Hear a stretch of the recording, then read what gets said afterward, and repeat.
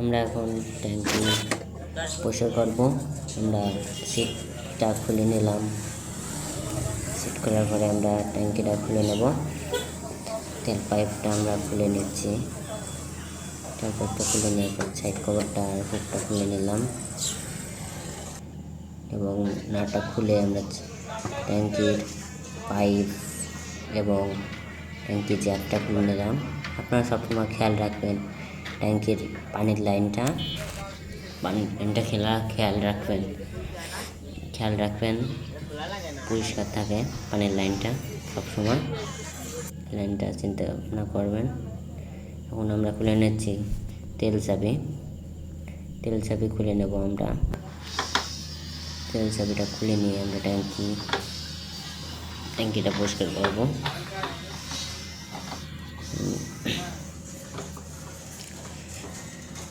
তেল চাবিটা আমরা মোড়ায় খুলে নিচ্ছি। দেখা যাচ্ছে তেল চাবিটা আমরা খুলে নিলাম। আমরা তেলটা এই ড্রামে ঢালবো। আপনারা দেখেন কেমন ট্যাঙ্কের মধ্যে ময়লা, ট্যাঙ্কের মধ্যে দেখা যাচ্ছে কালো কালো ময়লা। তেলের কিন্তু এরকম চেহারা আগে ছিল না। তেলের সমস্যার জন্য ট্যাঙ্কিটা নষ্ট হয়ে যাচ্ছে, ট্যাঙ্কি জং পড়ে যাচ্ছে এবং ট্যাঙ্কি নষ্ট হয়ে যাচ্ছে তেলের জন্য। এটা তেল সব থেকে খারাপ, ওই জন্যে প্রত্যেকটা ট্যাঙ্কের পালসারের ডাউনে যাচ্ছে, ট্যাঙ্কিটা নষ্ট হয়ে যাচ্ছে। আপনারা খেয়াল করে দেখেন ট্যাঙ্কি ফুটো হয়ে গেছে। ট্যাঙ্কি ওয়াশ করলেও চলবে না। ট্যাঙ্কিটা আমরা পাল্টাবো ওয়াশ করলে আমাদের হবে না। আমরা ওয়াশ করার জন্য ট্যাঙ্কিটা খুললাম।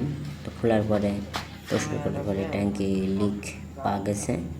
ট্যাঙ্কিটা পুরো বাদ দিতে হবে। তারা চলে যাবে যশোর ট্যাঙ্কি কিনতে।